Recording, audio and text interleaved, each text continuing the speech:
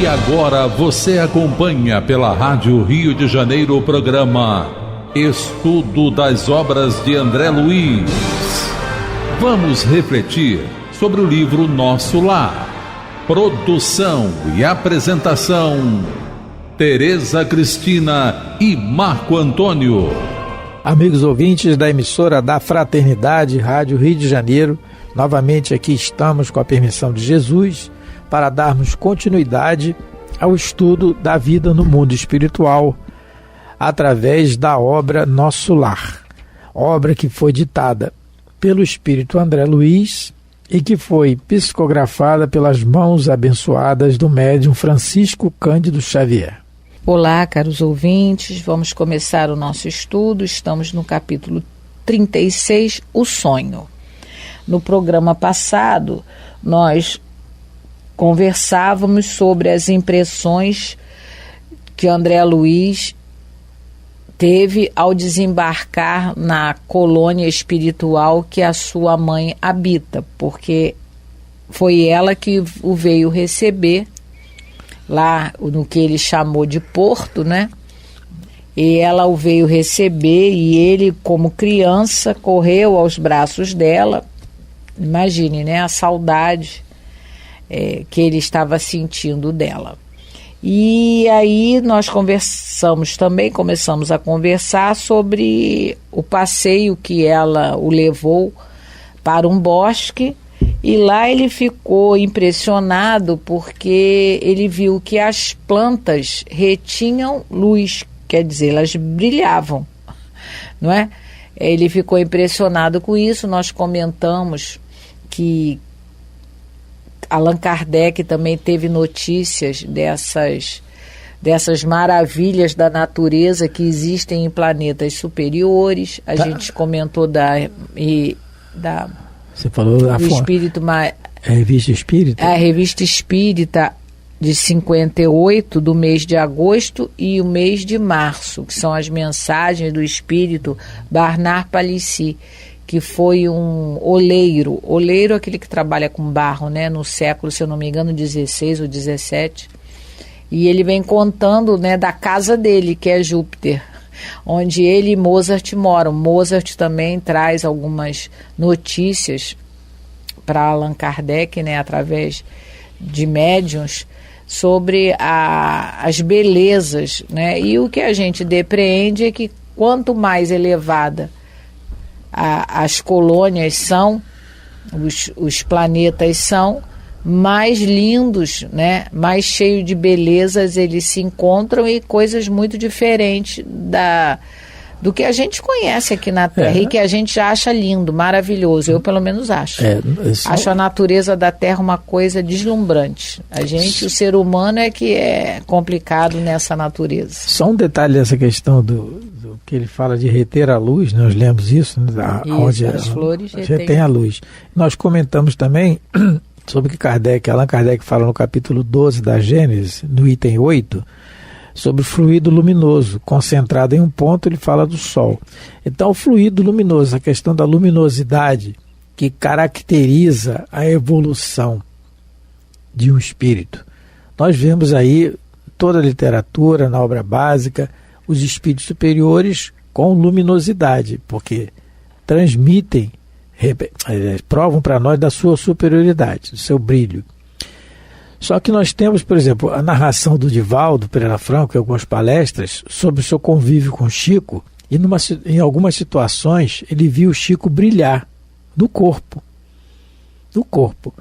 Então, é mais difícil, porque a condensação, o corpo é um escafandro que ele limita, muitas vezes, a percepção real do espírito.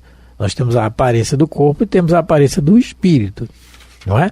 Mas o Chico brilhava no corpo. Então, esse ponto luminoso, essas vibrações de amor que ele tinha, de tal velocidade, que faziam com que ele brilhasse no corpo, transpareceu. O Vivaldo via, saía luminosidade por dentro da sua roupa, ele tentando tampar, não é? E fora o perfume, né, que era constante, que quem chegasse perto dele muitas vezes sentia esse aroma. Mas estou falando da luminosidade porque aqui a flor aqui onde a mãe do André Luiz mora retém a luz, é uma flor, é uma natureza que tem lá. Então, essa questão da luminosidade de reter a luz é reter esse fluido luminoso. Essas vibrações são de uma tal maneira a velocidade dessas moléculas que fazem com que ele brilhe. Então, é o exemplo que a gente queria dar aqui do Chico. Isso. Então, vamos começar a nossa leitura a partir do 14º parágrafo. Fui conduzido, então, por ela a prodigioso bosque, onde as flores eram dotadas de singular propriedade, a de reter a luz, revelando a festa permanente do perfume e da cor. Tapetes dourados e luminosos estendiam-se dessa maneira sob as grandes árvores sussurrantes ao vento. Minhas impressões de felicidade e paz eram inexcedíveis. Então, o que ele já começou a sentir em nosso lar, aquela paz, aquele equilíbrio, agora na colônia da mãe dele, está superando as emoções que ele tivera ao conhecer a colônia Nosso Lar, né?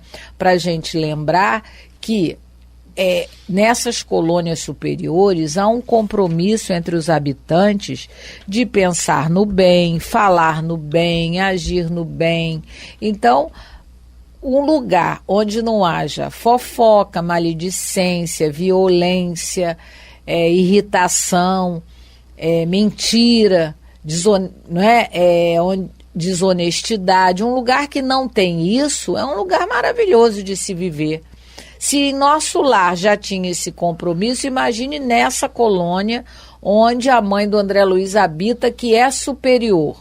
Os sentimentos dos habitantes são superiores aos sentimentos dos que estão em nosso lar. Então ele diz para a gente aqui que a impressão de paz e felicidade era uma coisa que era uma coisa inimaginável, como ele coloca, ele usa a palavra inexcedíveis. Quer dizer, é uma coisa que estava além da imaginação dele. Ele nunca poderia supor que existisse um lugar assim com tanta tranquilidade. Mas isso, relembrando que a gente já estudou aqui em Nosso Lar, é porque é um compromisso dos habitantes dessa colônia. Lá no caso, essa colônia que a gente acho que não se diz o nome dela no capítulo, mas é onde a mãe do André Luiz mora. Só mais um detalhe aqui, Tereza, sobre isso, que ele está falando assim, está dizendo da satisfação dele, minhas impressões de felicidade e paz eram inexcedíveis, não é? Não consegue nem expressar. A gente pode pegar um exemplo também, uma analogia fazendo isso, o que a carta de Paulo aos Coríntios, a segunda epístola de Paulo aos Coríntios, capítulo 12, em que o apóstolo afirma: conheço um homem em Cristo que há 14 anos, se no corpo, não sei, ou fora do corpo também não sei, Deus o sabe, foi arrebatado até o terceiro céu. E sei que tal homem foi arrebatado ao paraíso e ouviu palavras inefáveis de que ao homem não é lícito falar. Então, essa experiência que o apóstolo dos gentios nos relata é o que está descrito com mais detalhes no livro Paulo e Estevão. Diz assim: breve em doce. Então, Paulo estava dormindo ao relento, né? Tinha acabado de ser expulso pelo pai da casa porque se tornou cristão de casa. E aí, a noiva já tinha desencarnado, a família o abandonou e tudo mais. E aí ele dorme ao relento e fala assim, relata ele mesmo, o Emmanuel relata: suavíssima sensação de repouso proporcionava-lhe grande alívio. Estaria dormindo, tinha a impressão de haver penetrado uma região de sonhos deliciosos. Sentia-se ágil e feliz. Tinha a impressão de que fora arrebatada uma campina tocada de luz primaveril, isenta e longe desse mundo. Aí vem, olha, flores brilhantes, como feitas de névoa colorida, desabrochavam ao longo de estradas maravilhosas, rasgadas na região banhada de claridades indefiníveis. Tudo lhe falava de um mundo diferente. Aos seus ouvidos toavam harmonias suaves, dando a ideia de cavatinas executadas ao longe, em harpas e alaúdes divinos. Desejava identificar a paisagem, definir os contornos, enriquecer observações, mas um sentimento profundo de paz deslumbrava-o inteiramente. Devia ter penetrado um reino maravilhoso, porquanto os portentos espirituais que se patenteavam aos seus olhos excediam todo o entendimento. E aí depois vem o diálogo dele com uma Abigail, que vai encontrar com Gesiel. Mas é para a gente ver e do que fazer também uma analogia com o que a Teresa leu da revista Espírita, não é, Teresa? Sobre a natureza, a gente tinha falado das flores, e você falou da revista Espírita que Kardec coloca em mundos superiores. Você leu anteriormente? Não, eu só falei, eu não li. Não, você falou a referência, né? Só dei a referência. Então, Revista Espírita, agosto e março isso. de 58. E Kardec fala da natureza em mundos superiores. Em mundos superiores. Então a gente vê essa questão de Paulo também. Isso. Então vamos continuar a nossa leitura. O sonho não era propriamente qual se verifica na Terra. Eu sabia perfeitamente que deixara o veículo inferior no apartamento das câmaras de retificação em nosso lar e tinha absoluta consciência daquela movimentação em plano diverso. Minhas noções de espaço e tempo eram exatas. Então, o que o André Luiz está dizendo para a gente? Que a maioria de nós aqui na Terra, quando dorme e quando a gente desdobra, que é o que chamamos o sonho, a gente sai tudo meio tonto, meio besteirão, a gente não lembra, pelo menos a maioria de nós, a gente não lembra direito onde foi, quando acorda não lembra direito, não consegue reter a conversa, sabe que alguém falou alguma coisa, mas não lembra. Nós não temos essa lucidez que ele está tendo, não é? No sonho dele, nesse desdobramento dele. Então, no livro Os Mensageiros, depois, ele vai informar para a gente uma situação que está no capítulo 37, quando ele vem à crosta da terra, né, em trabalho, e ele vai na casa da dona Isabel, que é chamada Oficina de Nosso Lar, que onde começa o relato desse centro, que é um braço de nosso lar aqui na Terra. É a casa da dona Isabel, uma senhora viúva com 4 filhos. E quando todos da casa se recolhem, eles ficam... É interessante que é uma casa modesta, mas é um posto, um abrigo dos espíritos que vêm de nosso lar, que ainda não tem uma certa evolução. Eles ficam nessa casa, eles descansam, se alimentam nessa casa, né? Lógico, na outra dimensão, que é aquilo que a gente falou, está tudo interpenetrado. Mas eles estão na casa da dona Isabel, mas eles estão em outra dimensão.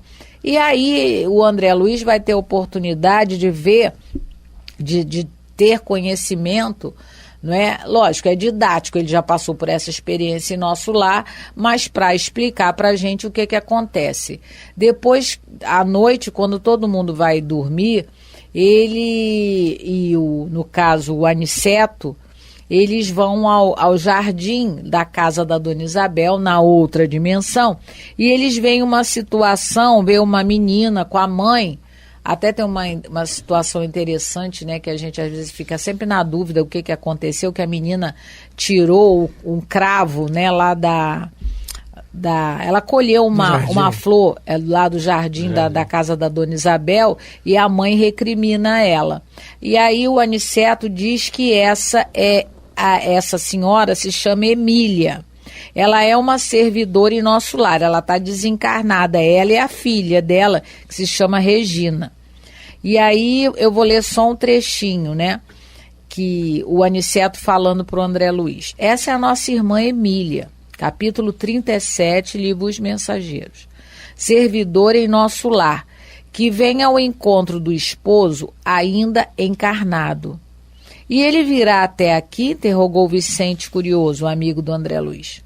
Virá pelas portas do sono físico, acrescentou o nosso orientador sorridente.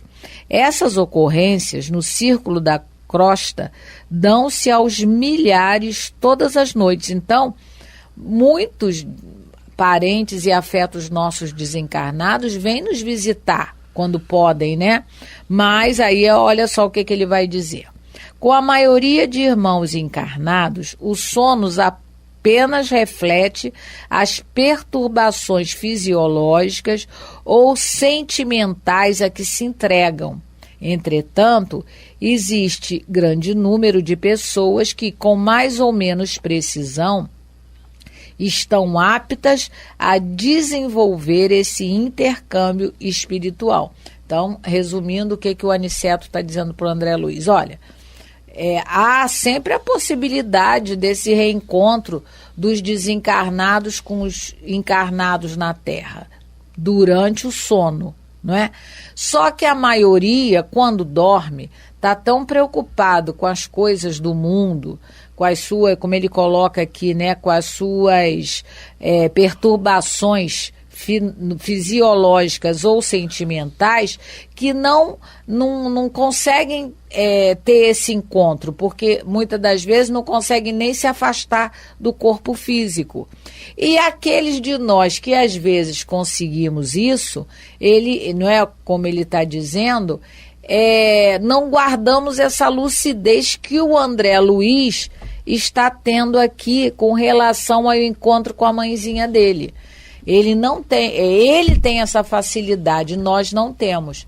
E quando o encarnado possui essa facilidade, ostensivamente falando, se denomina que é uma mediunidade onírica, porque é um intercâmbio com o mundo espiritual que se dá durante o sono.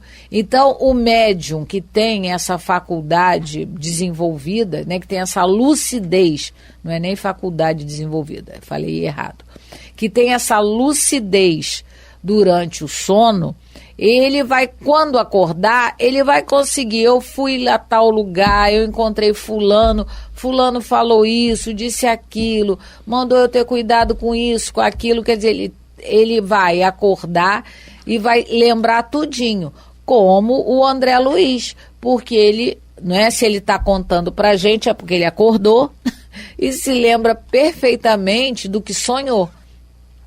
Então, o que o Aniceto está dizendo, né, para o André Luiz no livro Os Mensageiros, é que a gente deveria se preparar melhor para a hora de dormir, porque pode ser que a gente tenha a oportunidade, a felicidade de encontrar com aqueles que nos antecederam, né, a viagem ao túmulo, como se diz, e a gente pode trocar ideias, abraçar, não é? Que no caso é o que a dona Emília vai fazer com o esposo.